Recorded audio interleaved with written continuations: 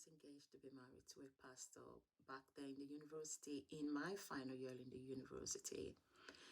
But at a point, I had a dream that I was traveling on a very, very long road and had gone quite very far on this road, only to realize that I was traveling on the wrong path.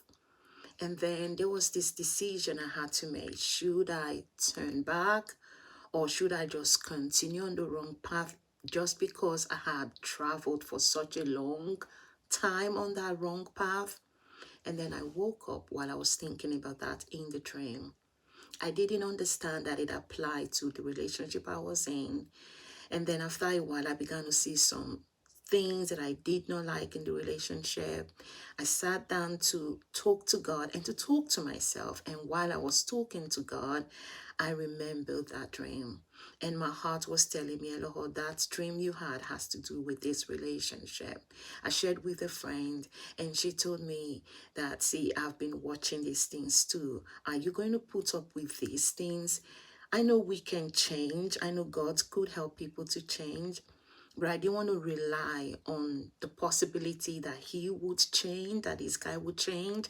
And so I took it to God. I wanted to hear from God what he had to say about the relationship. And so I prayed, and God made me to understand that he gave me that dream because of the relationship that I had with this guy, even though he is a pastor. And I was like, Lord, I have invested so much into this relationship.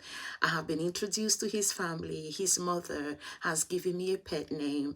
His mom has taken me as her own child already because she didn't have daughters, and she has taken me as her own daughter. I didn't want to break anybody's heart. But when I saw things and I saw what God was saying, I knew that for my good, for my own good, I needed to end the relationship. So I did. And I'm glad that I did. My prayer for you, if you are about saying yes, or you've already said yes, like I did, and you're at this point in your life and you feel God is nudging you and saying, no matter how far gone you've gone on this wrong road, you can't turn back, and you don't want to turn back because you're in a situation like I was. You've invested in so much emotionally and otherwise.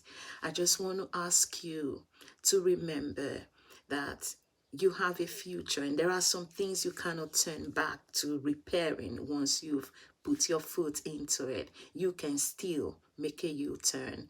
And I pray that the grace of God